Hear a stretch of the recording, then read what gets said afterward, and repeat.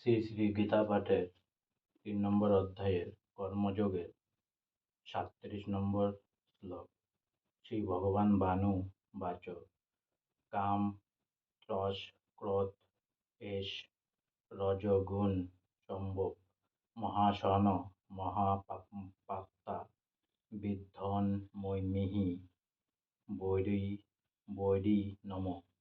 শ্রী ভগবান উবাচ পরমেশ্বর ভগবান বললেন, কাম মানে কাম, এষ মানে এই, ক্রোধ মানে ক্রোধ, এষ মানে এই, রজগুণ মানে রজগুণ, সমুদ্ভব মানে উদ্ভব হয়, মহাশন মানে সর্বগ্রাসী, মহাপাপ্তা অত্যন্ত পাপী, বিদ্ধি মানে জানবে, এনম মানে একে, ইহ মানে এ জগতে, বরিণম মানে প্রধান শত্রু। অনুবাদ। পরমেশ্বর ভগবান বললেন, হে অর্জুন, রজগুণ থেকে সমুদ্ভূত কামই মানুষকে এ পাপে প্রবৃত্ত করে এবং এই কামই ক্রোধে পরিণত হয়।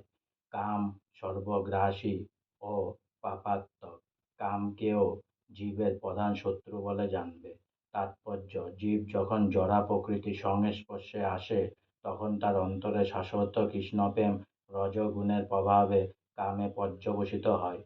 টক তেঁতুলের সংস্পর্শে দুধ যেমন দই হয়ে যায়, তেমনি ভগবানের প্রতি আমাদের অপ্রাকৃত প্রেম কামে রূপান্তরিত হয়। তারপর কামের অতৃপ্তির ফলে হৃদয়ের ক্রোধের উদয় হয়।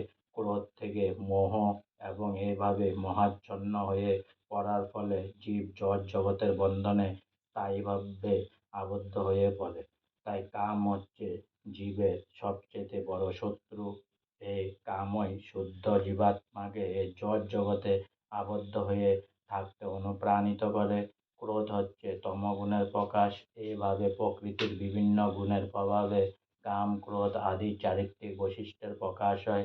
তাই রজগুণের প্রভাবকে তমগুণে অধঃপতিত না হতে দিয়ে যদি ধর্মাচরণ করার মাধ্যমে তাকে সত্যগুণে উত্তীর্ণ করা যায়, তাহলে আমরা পারমার্থিক অনুশীলনের মাধ্যমে ক্রোধ আদি সৎ রিপুর হাত থেকে রক্ষা পেতে পারি। ভগবান তার নিত্য বর্ধমান চিদানন্দের বিলাসের জন্য নিজেকে অসংখ্য মুক্তিতে বিস্তার করেন। জীব হচ্ছে চিন্ময় আনন্দের আংশিক প্রকাশ। ভগবান তার অবিচ্ছেদ্য অংশ জীবকে আংশিক স্বাধীনতা দান করেছেন, কিন্তু যখন তারা সেই স্বাধীনতার অপব্যবহার করে এবং ভগবানের সেবা না করে নিজেদের ইন্দ্রিয় তৃপ্তি সাধন করতে শুরু করে, তখন তারা কামের কবলে পতিত হয়। ভগবানের জড় জগৎ সৃষ্টি করেছেন যাতে বদ্ধ জীব তার এই কামক উন্মুক্তি প্রবৃত্তিগুলিকে পূর্ণ করতে পারে।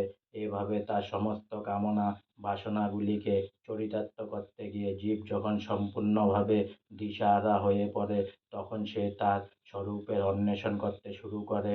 এই অন্বেষণ থেকে বেদান্ত সূত্রের সূচনা, যেখানে বলা হয়েছে অথাতো ব্রহ্ম জিজ্ঞাসা। মানুষের কর্তব্য হচ্ছে পরম তত্ত্ব অনুসন্ধান করা। শ্রীমদ্ ভগবতে পরম তত্ত্বকে বর্ণনা করে বলা হয়েছে জন্মাদস্য যদঅন্বয়াদিত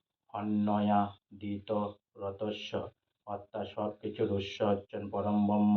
সুতরাং কামেরও উৎস হচ্ছেন ভগবান। তাই যদি এই কামকে ভগবৎ প্রেমে রূপান্তরিত করা যায় অথবা কৃষ্ণ ভাবনায় উন্মত্ত করা যায় কিংবা সব কিছু ভগবান শ্রীকৃষ্ণের সেবায় নিয়োজিত করা যায়, তাহলে কাম ও ক্রোধ উভয় অপ্রাকৃত চিন্ময় রূপ প্রাপ্ত হয়। এভাবে কামের সঙ্গে সঙ্গে ক্রোধ ভগবৎ ভক্তিতে রূপান্তরিত হয়। শ্রীরামচন্দ্রের ভক্ত হনুমান শ্রীরামচন্দ্রকে তুষ্ট করবার জন্য রাবণের স্বর্ণলঙ্কা দগ্ধ করেছিলেন এবং এভাবে তিনি তার ক্রোধকে শত্রু নিধন কার্যে প্রয়োগ করেছিলেন। এখানে ভগবদ্গীতায় ভগবান শ্রীকৃষ্ণ অর্জুনকে তার সমস্ত ক্রোধ শত্রু বাহিনীর উপরে প্রয়োগ করে ভগবানের সন্তুষ্টি বিধানের কাজে লাগাতে উৎসাহ দিচ্ছেন। এভাবে আমরা দেখতে পাই যে আমাদের কাম ও ক্রোধকে যখন আমরা ভগবানের সেবায় নিয়োগ করি, তখন তারা আর শত্রু থাকে না, আমাদের বন্ধুতে রূপান্তরিত হয়।